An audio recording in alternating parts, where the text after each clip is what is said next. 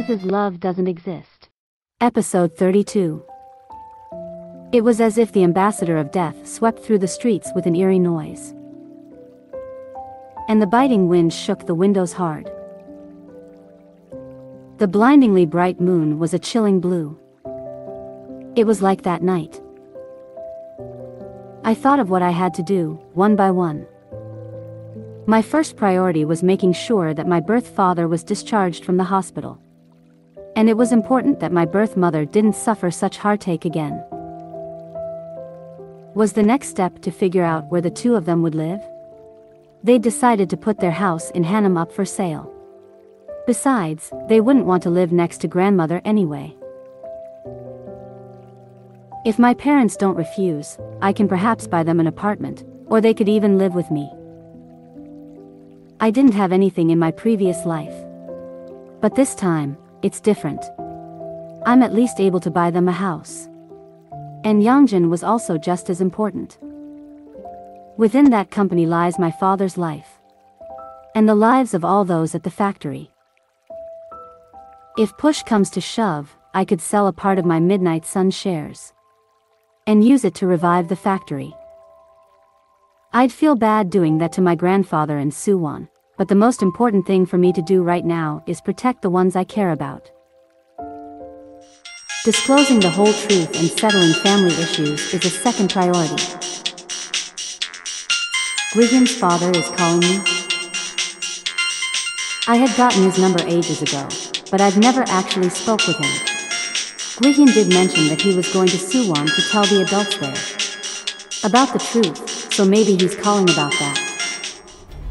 Hello. Siyeon, there's been a terrible accident. He sounded calm on the phone, but there was still something shaky about his voice. My heart began to pound at this sense of peril. A terrible accident? Gwihyeon was in an accident on his way home. What? How could this happen? He's not even married to Yunhai yet, but why? Ijun eventually ended up leaving, and my father has collapsed, and now Gwihyeon has gotten into an accident. I just thought you should know, Siyeon. That's why I called. He's undergoing surgery right now, but he's in critical condition. The chains of fate did not seem to have changed. Ever since that night, things took a complicated turn. Gwihyeon got into an accident before he could even mention anything about Yunhai. Even after surgery, he remained in a coma. He was fortunate to have survived, but the feeling of despair that the family suffered was a heavy load to bear. Father! Grandfather, I'm here. As soon as grandfather and Siyeon heard the news, he was in shock and collapsed. And he's been admitted to the VIP ward of a university hospital ever since. And starting the next day, I found myself half-willingly visiting his ward constantly. Thinking about what happened with Gwihyeon, I shouldn't be here. Siyeon. Have you had something to eat? Grandfather would only have strength to take his meals and his medication when I was around, so I had no choice but to visit him. I felt weak and didn't have an appetite, so I skipped my meal. He would be the one most upset about Gwihyeon's accident, and I felt I had to do what I could for him in his weakened state. You should really eat something. That's the only way you'll be able to take your medication and get lip, grandfather.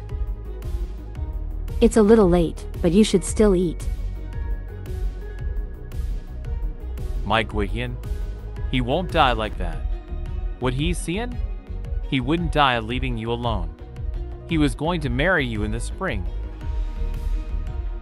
Grandfather held my hand tightly, as if he was holding his very own life. He'll be awake before the spring, right? In a stroke of sympathy, I felt like crying. Of course. He won't die. So you have to regain your strength too, okay? That doesn't mean you should be in bed as well, grandfather. This voice. At the low, subdued voice behind me, my breathing momentarily stopped, and my world came to a stop. Ha? Ijun. Why, you? It took you long enough to get here. Your brother was in an accident, and now here you are. Your brother will wake up soon, won't he? That kid has to get married in a few months, and he's lying there like that. And I can barely breathe at the thought of that. Ijun. As soon as Ijun came next to me, I wanted to get up and leave, but my body wouldn't listen.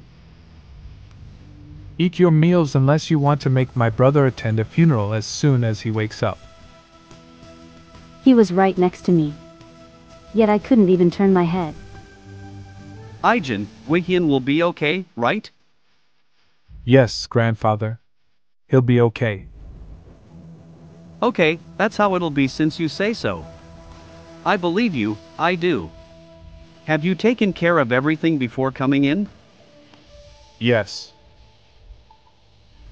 I'm so glad I have you, so glad. If it weren't for you, I would have died right there and then already. You're the 16th eldest grandfather of the Siyeon clan. You shouldn't be saying things like that. I've lived long enough. Long enough to have to witness such ridiculous events. You should live long enough to see your great-grandchildren. You always wish for a whole litter of them at your side. What about you? Are you seeing anyone? You sound well enough already, it seems. Well enough to get discharged. Why, you? By the way, Ijun. Get Siyeon something to eat while you're here. What? I've kept her here for too long. No. Grandfather. I must get going. You'll only make me feel bad having you leave on an empty stomach. Grandfather, I'm really all right. If you're not busy, why don't we grab a meal? It's been 5 years. How have you been? Good. Let's go. I haven't eaten either. The monotonous voice of Ijun, lacking any form of emotion. I could feel that he was trying to act casually, all the while keeping his distance. As if nothing had happened between us in the past. You. Huh? You're visiting here at this hour? Are you that free to move around at work? If I knew I'd run into him here, I should have worn something a little more proper. I work from home. Oh. I see. Yeah. I once told Ijun that I wanted to become a civil servant. He probably thinks I haven't realized that dream.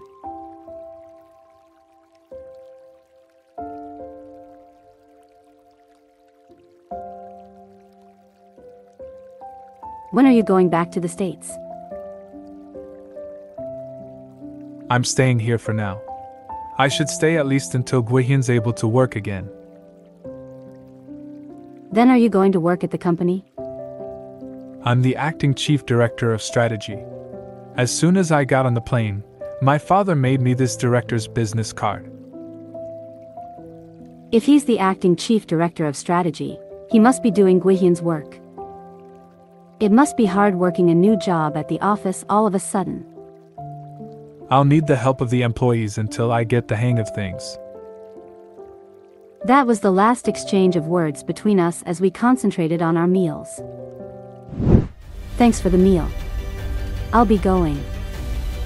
Wait. You're not gonna see Gwihyeon? I'm busy. Alright. Goodbye then. At the sight of Ijun's stately stride, who refused to look back, a single thought had occurred to me. This 5-year reunion, without a hint of amiability, was a perfect meeting of strangers.